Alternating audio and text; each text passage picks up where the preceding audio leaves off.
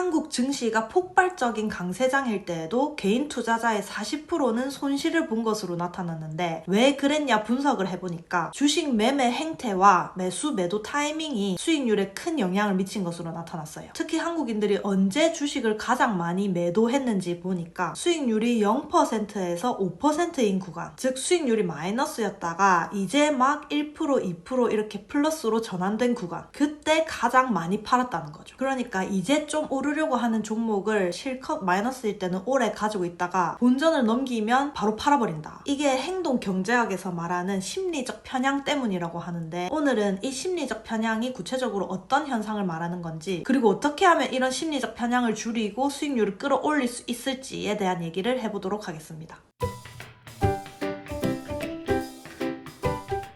여러분, 제가 맨날 4848 하지 마라, 4848 할 때마다 드는 수수료로 증권 사면 돈 번다 이런 말 했잖아요. 근데 이 4848 할수록 수익률이 떨어진다는 거에 대한 객관적인 근거나 통계가 어디 있을 텐데 싶었거든요. 근데 최근에 EBS 다큐를 보는데 이 내용이 딱 나오더라고요. 여러분, 이거 1시간짜리 영상인데 꼭 한번 봐보세요. 주식이라는 게 꼭 내가 팔면 오르고 내가 사면 떨어지잖아요. 근데 이게 단순히 내가 운이 안 따라줘서가 아니라 구체적인 원인이 있었던 거예요. 국내 자본시장연구원에서 개인 투자자 20만 4천 명의 실제 주식 거래 내역을 분석해봤더니요, 아주 뚜렷한 행동 패턴이 발견됐다고 합니다. 그게 뭐냐면 너무 자주 사고 팔고 손실이 난 주식은 오래 가지고 있으면서 수익이 난 주식은 빨리 팔아버린다. 그래서 한마디로 개인들이 손실을 보는 가장 큰 이유는 과도한 매매 때문이다, 이렇게 정리를 했는데, 분석에 따르면 개인 투자자들의 거래 회전율은 6.8%로 기관이나 외국인에 비해 무려 5배나 높았고 주식 보유 기간도 채 일주일이 되지 않았다. 심지어 그날 사서 그날 파는 일중 거래가 전체 거래의 절반 이상이었다. 그래서 개인들의 수익률이 저조한 이유는 아주 명확하게 지나치게 많은 거래를 하는 것이다. 전문가들은 이게 다 뭐 때문이라고 하냐면 처분 효과 때문이라고 합니다. 처분 효과란 이익이 난 자산은 너무 빨리 팔고 손실이 난 자산은 오래 보유하려는 성향을 말하는데, 이게 사람이 심리적으로 수익은 빨리 실현하고 싶어가지고 수익이 조금이라도 나면 바로 처분해버리는 거예요. 인트로에서 말씀드렸듯이 수익률이 마이너스를 지나 0%가 되는 순간, 즉 원금을 회복할 때 바로 팔아버리는 게 처분 효과의 대표적인 행동입니다. 그래서 상승장에서 투자자들이 이익을 충분히 보지 못하는 이유도 이렇게 이익이 난 종목을 서둘러 매도하는 처분 효과가 영향을 미친 것 같아요. 계속 들고 있었으면 수익을 더 볼 수도 있었을 텐데 본전 찾자마자 매도를 하니까 거기서 끝나는 거죠.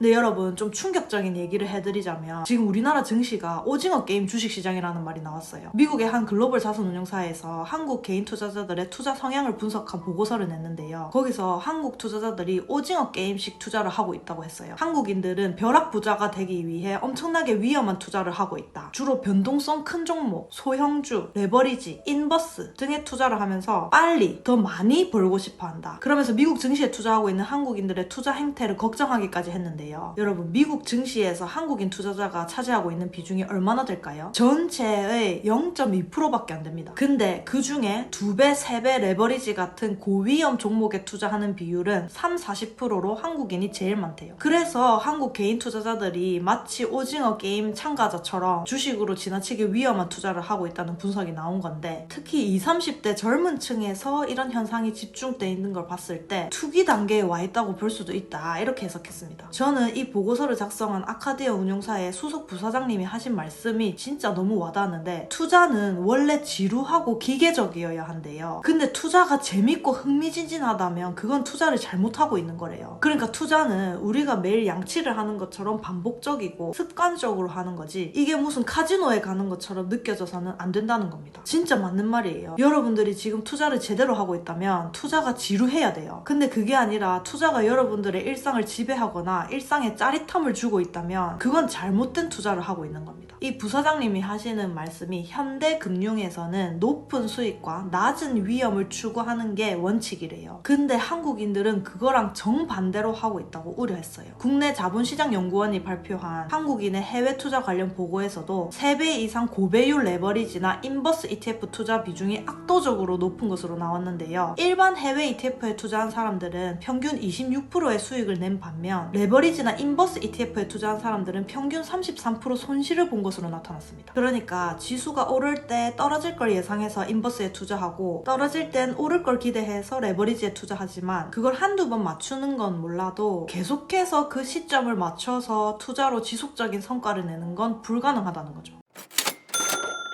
결국 우리가 투자에서 싸워야 하는 건 종목도 시장도 아닌 나 자신일지도 모릅니다. 심리적 편향에 따른 처분 효과 때문에 빨리 수익을 확정하고 싶어지고 자주 사고 팔고 싶고 남들보다 빨리 더 많이 벌고 싶은 그런 마음이 드는데 이런 마음과 행동들이 모여서 결국 수익률을 깎아먹고 있을지도 몰라요. 그래서 이것에서 벗어나고 싶은 분들은 EBS 다큐 프라임 주식의 시대 꼭 한번 보시고요. 오늘부터 4848 하고 싶은 마음이 들 때마다 이렇게 생각해보세요. 지금 내가 투자를 하고 있는 걸까? 아니면 게임을 하고 있는 걸까?